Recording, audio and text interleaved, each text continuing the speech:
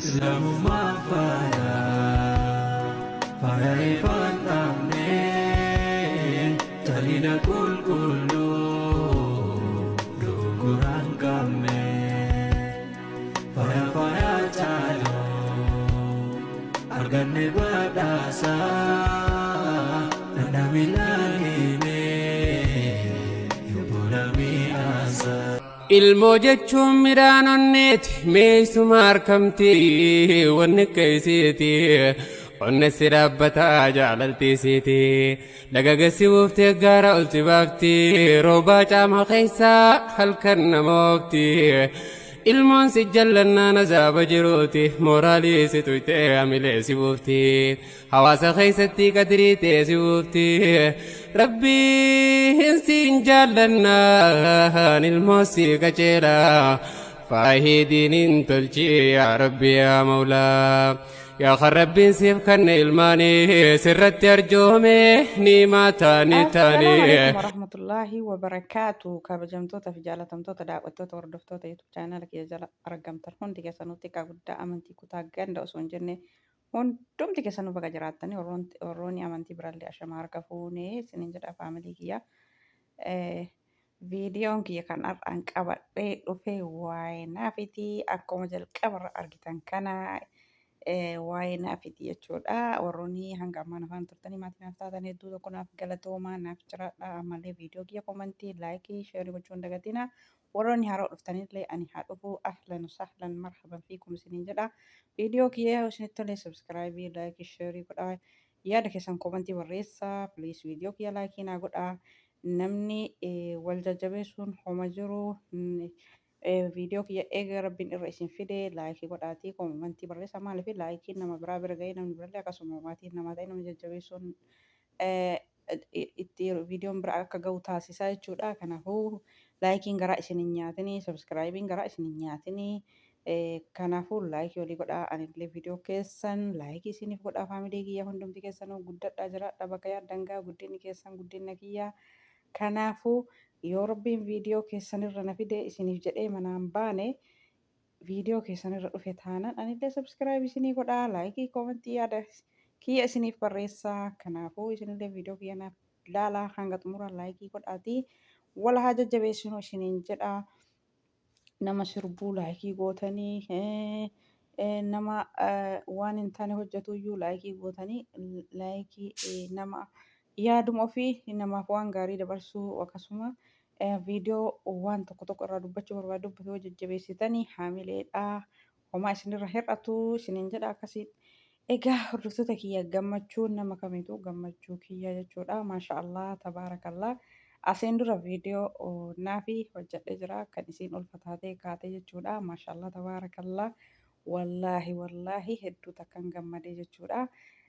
Baga gammadde naafi arsii baga gammadde maashaallah tabaarakallaa irraa jedha hundi keessanuu maashaallah tabaarakallaa mabruuk alf mabruuk baga rabbiin ilmoo sii kennee gaafa ulfaa rabbiin ilmoo sii kennee nama ammatee dhungatu rabbi si haa taasisu jennee ammoo ilma guddatee ayya abba jedhee bakka guddaa ga'ee mangistii ta'ee akkasuma doktora ta'ee akkasuma waan haadhaaf abbaantu waa hedduu nama yaaddi waa hedduu nama hawwiti waan isin hawwitaniin hunda ittiin isin haa ga'u ilma guddatee bakka guddaa ga'u isiniif haa taasisu rabbiini maashaallah tabaarakallaa.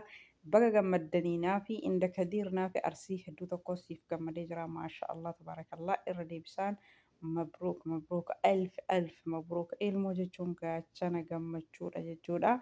Wallaahi baga rabbiin isin badhaase ijoollee qaqqaxalee akka ajaa'ibaa wal jaalattu sababa ilmoo argataniin bichaaf wallash wal godhan malee akka ajaa'ibaa kana wal jaalatanii jechuudha maashaallah tabaarakallaa.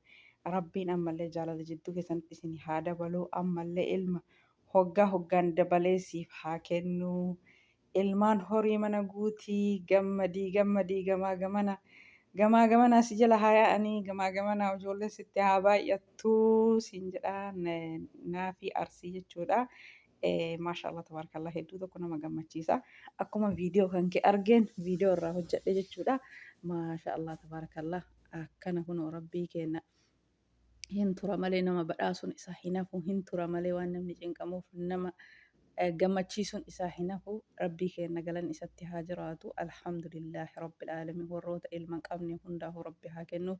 Osoo ilma hin argatin ture hundaa'u rabbiin ilma kenneefi haa gammachiisu. Maashaallah tabarakallah waan baay'ee tokko nama gammachiisudha jechuudha. Gammachuun obboleettii ofii gammachuu ofiiti jechuudha. Maashaallah naafiin mucayyoo goobaziidha jechuudha. Intala goobazii intala akka dhiiraaf dubartiiti jechuudha. Intala dalagattu alaa manatti jechuudha. Maashaallah baga rabbiin ilma sii kennee ilma kan kee ammattee akka dhungattu rabbiin si taasisee maashaallah irra deebisaa maashaallah tabaarakallah maashaallah tabaarakallah jedhee jira.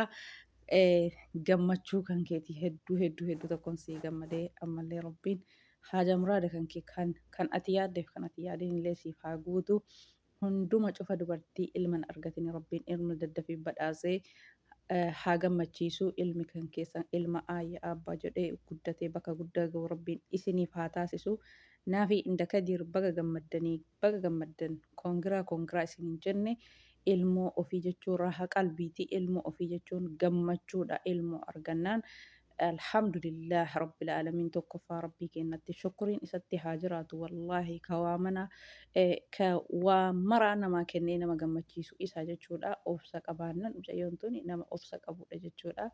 Obsitee as geettee har'a gammachuu kana argite jechuudha. Taasifaa kutataa osoo nama tokkooti taasifaa kutatee aaraa jechuudha. Obsitee yeroo hunda viidiyoo isii keessatti kolfaan nama gizee ofii dabarsuudha jechuudha. Nama gammachuun kolfaan yeroo isii gammachuun dabarsuudha.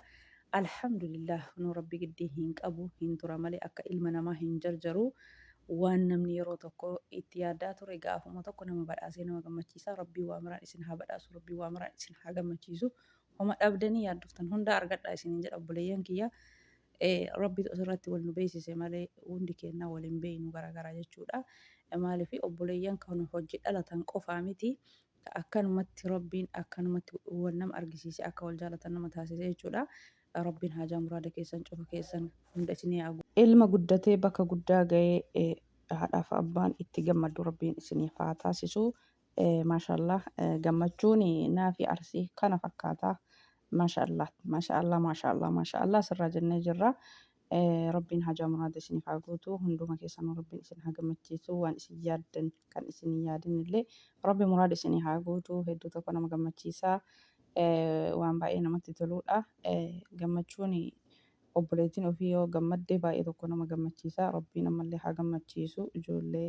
Ijoollee baay'ee gaarii ijoollee haalaa fi amalli isaanii namatti toludha jechuudha. Miidiyaa kanarra baay'ee tokko namatti tolanii akkasii hordoftoota kiyya. Kana fakkaata waa'een viidiyoo naafi kana fakkaata. Naafiin ilmoo argattee jirti. Asiin dura ilmoo hin qabdu. Naafi jechuun bashaasha namaa kan kolfitee miidiyaa kanarraa qoostu kan taphattu jechuudha. Akkasuma Kadiir abbaa manaa isii jechuudha. Baga rabbii walumaanuu isin gammachiisee gammachuu zalaaqiyaa isinii haa taatu. Ammallee rabbiin ilmaan hedduu dabalee siif haa kennu. Naafi arsii maashaallah waaw maashaallah. Gammachuu tantee nutis si gammannee jirraa. Obboleettii teenya ammallee gammadii ilmaan hedduu horii ilmaan hedduu horaa. Ilmaan baay'isaa isiniin jenna. Inshaallah rabbiin haajaa muraada isinii haa guutu. Kan hin qabne illee rabbiin isinii kenna isinii haa gammachiisu tokko keessaniini. Ilmoon ofii yoo argatanii waan hedduu nama gammachiisa jechuudha. Ilmoo argatan jennaan duniyaan maal abbaa isaa duniyaan dhabamee ilmoo argachuu wayya jechuudha. Qabeenya qabaatanii ilma yoo argatin duniyaan tun osoo fooqillee qabaatanii namatti hin toltu jechuudha. Ilmoo ofii jechuun gaachana ofiiti gaaddisa ofiiti jechuudha.